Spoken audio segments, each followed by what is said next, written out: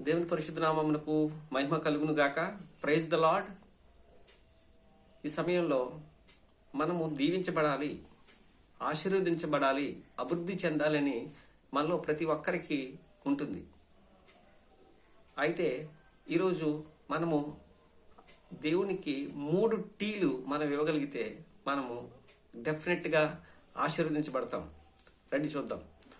New York పట్టణంలో ఒక పడుచువాడు మైనపు ఒత్తులను అమ్ముతున్న సమయంలో ఒక పెద్ద ఆయన చూసి, బాబు రామ్మ ఇలా రామ్మా అని చెప్పంటే ఆ బాబు ఆ పెద్ద ఆయన దగ్గరికి వెళ్తే, నువ్వు చాలా పేదరికంలో ఉన్నట్టున్నావు, నువ్వు అభివృద్ధి పడాలి, నువ్వు దీవించబడాలి అంటే ఈ మూడు పనులు నువ్వు చేయాలి అంటే ఏంటి సార్ అని అడుగుతాడు.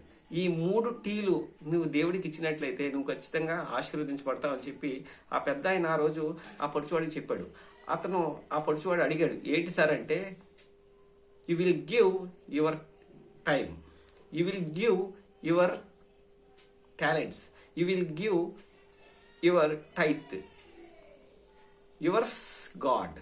నీ దేవునికి నీ సమయాన్ని, నీ దేవునికి నీ తలాంతులను, నీ దేవునికి నీ కానుకను నువ్వు ఇవ్వగలిగితే దేవుడు నిన్ను బహుగా ఆశీర్వదిస్తాడని చెప్పి ఆ రోజు ఆ పెద్ద ఆయన ఆ కుమారుడికి చెప్తే ఆ పడుచువాడు దాన్ని నమ్మాడు, విశ్వసించాడు.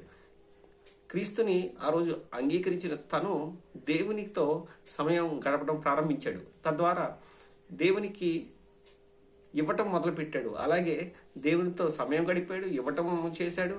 ఆయన కొరకు తన తలాంతులన్నీ ఉపయోగించడం మొదలుపెట్టాడు. ఆ రోజు ఏం జరిగింది, అప్పుడు ఏం జరిగింది అంటే, దేవుడు యవనస్తుడికి కొన్ని ఆలోచనలు పుట్టించాడు. తనకు వచ్చిన ఆలోచనలు బట్టి అతను కోల్గేట్ సోపు మొదటగా తయారు చేశాడు. ఆ కోల్గేట్ సోపు చాలా విస్తారంగా అమ్ముడుబడింది. ఆ తర్వాత ఆయన కోల్గేట్ టూత్ పౌడర్ని తయారు చేసిన తర్వాత అది తను అనుకున్న దానికంటే, తను ఊహించిన దానికంటే ఎక్కువగా సేల్ అయిపోయిందండి. అతను ఎవరో కాదు, ఈరోజు మన ప్రతి ఇంట్లో వాడబడుతున్న కోల్గేట్ పేస్ట్ ఉంది కదండి, దాని తయారీకి ముఖ్య కారకం ఈ పిల్లవాడే.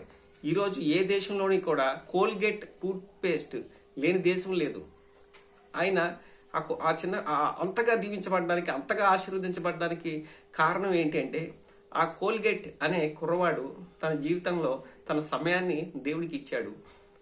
తన టాలెంట్స్, తన తలాంతులను దేవుడి కోసం ఉపయోగించాడు.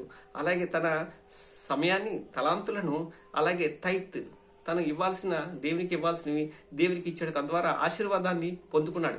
ఈరోజు ప్రపంచంలో అత్యధికంగా ఆయన మొదటగా 10%, ఆ తర్వాత 20%, 30%, ఎంతగానో సగానికి పైగే దేవునికి ఇచ్చేసి బహుగా దీవించబడ్డాడు. ఈరోజు న్యూయార్క్ సిటీలో ఆయన కంపెనీ ఉంది. ఆ కంపెనీకి ముందు తన పేస్ట్ అనే లోగోలో ఒక గడియారం పెట్టి ఉంచారు. ఆ గడియారం ఏంటి, సాదృశ్యం ఏంటి అంటే, దానికి ఏంటి అర్థం ఏంటని ఒకళ్ళు వెళ్ళి అడిగితే ఆయన చెప్పారు, నేను దేవునికి సమయాన్ని ఇచ్చాను, దేవుడు నన్ను ఎంతగా అభివృద్ధి పరిచారు, నేను ఆయనకి ఇచ్చాను, ఆయన నన్ను ఎంతగా అభివృద్ధి పరిచారు అని చెప్పి ఆ రోజు ఆ కోల్గేట్ అనే వ్యక్తి చెప్పడం, నేను మన జీవితంలో మన ఆశీర్వాదాన్ని కానీ, అభివృద్ధిని కానీ, ఉన్నతమైన స్థితికి రావాలంటే మొదటగా నేను చేయాల్సిన పని దేవునికి సమయం ఇవ్వాలి, దేవునితో మనం నడవాలి మొదటిగా. ఆ తర్వాత దేవుని కోసం మనం పని చేయాలి రెండవదిగా. మూడవదిగా దేవునికి మనం ఇచ్చేవారిగా ఉండాలి. తద్వారా ఆ రోజు కోల్గేట్ ఏ విధంగా ఆశీర్వదించబడ్డాడో నేను కూడా ఆశీర్వదించబడతాము. కనుక మనం చేయాల్సింది ఆయన యందు నమ్మిక, ఆయన యందు విశ్వాసం, ఆయన యందు నిరీక్షణ కలిగి ఉండాలి.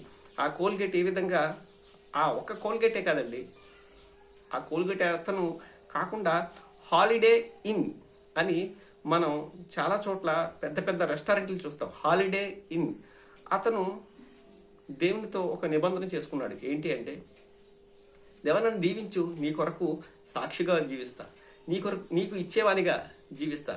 తనకు ఉన్నట్టుండి తన ఉద్యోగం చేస్తున్న సమయంలో తన ఉద్యోగాన్ని కోల్పోయాడు. అర్థం కాలేదు. అప్పుడు భార్యాభర్తలు ఇద్దరు కూర్చొని ఆలోచించుకొని ప్రార్థించారు. దేవుని సన్నిధిలో సమయాన్ని గడపడం మొదలుపెట్టారు. దేవుని సన్నిధిలో వారి సమయాన్ని వెచ్చించి వారి ప్రార్థనలో ఉండగా దేవుడు వారికి ఒక ఆలోచన పెట్టారు. ఏంటి అంటే, మీరు హోటల్ ప్రారంభించండి అని చెప్పి అన్నారు.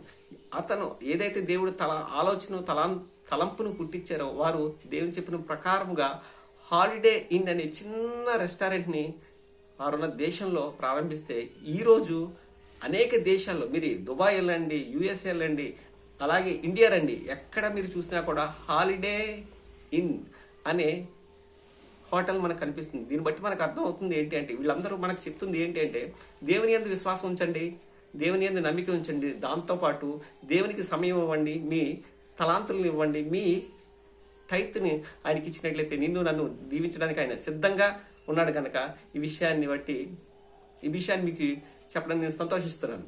ఇట్లు మీ ఆనంద్ కుమార్, ఆయన దాసుడు. Thank you everyone. Thank you. Good bless. God bless.